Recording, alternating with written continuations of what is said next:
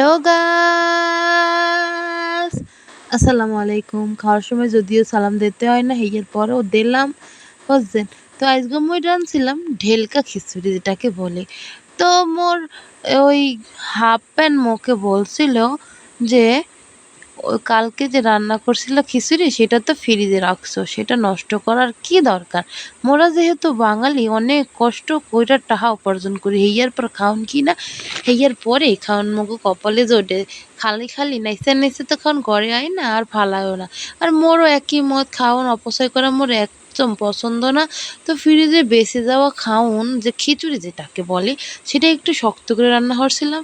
তার পরদিন সকালবেলা, মানে আজকে সকালবেলা করছি কি, সেটার ভিতরে একটু লবণ, হেয়ার পরে একটু চিনি, সাময়িক চিনি, একটু লবণ, তারপর তেঁতুল দিয়া সেটাকে ঝাল দিয়েছি। জাল দিতে গরম পানিও মিক্স করছি, বলতে ভুলে গিয়েছিলাম। তো গরম পানি দিয়ে ভালো করে নাড়াচাড়া করে যখন নাকি দেখছি হয়ে গেছে, তেমন ঠিক ওই সময় রসুন আর ছেঁচা দিয়া হেয়ারে ওই তেলের মধ্যে বাগার দিয়া খিচুড়িতে দিছি ডাইল্লা।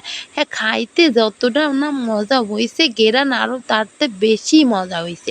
তো যাই হোক, গেরানও যেরকম সুন্দর, দেখতেও তেমন ভালো, খাইতেও লাগে আরও মজা। তো মুই তো লইয়া বইয়া পড়ছি, মোর তো অল্পতে হয় না, আপনারা সবাই ভালো করে জানেন।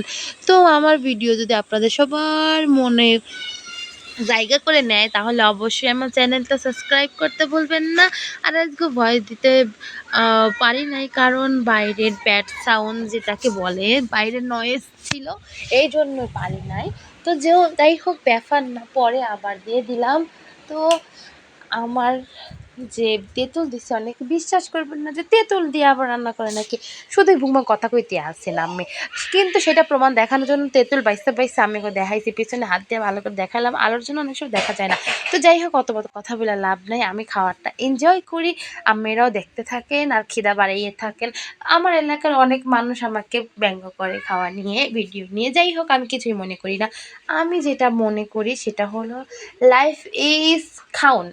খাওন ছাড়া জীবনে কিছু থাকবে না, যে যত যাই কোক না কিসের জন্যে। আমি বিশ্বাস করি খাওন। তো আগেকার দিনে মা, চাচি, খালা, নানি, ফুবা, ফুবু, জেডা, জেডি, যারে যেহেনে যে আসছিল, খাওয়ানোর অনেক অভাব আলহে। তাই ঈদের দিনে রান্না কইরা সেই শ্যামাই আর খিচুড়ি রেখে দিত। এটা মোর নানির মুখের কথা, বুঝছেন। তো তার কাছ থেকে এই খাবারটা নতুন উৎপত্তি। অনেক সময় হয় কি, ওই ভাত বেঁচে যাওয়া ভাত তরকারি, সেগুলো জাল দিয়ে আপনারা খাইতে পারেন। ও মা, ওদিকে আমার ছেলেও আইসা পড়ছে সামনে, এসে একটু পাছা দেখাইয়া দিলে নাইসে গেলে। তো মোর ভিডিও ভালো লাগলে অবশ্যই শেয়ার করবেন। Thank you. চলে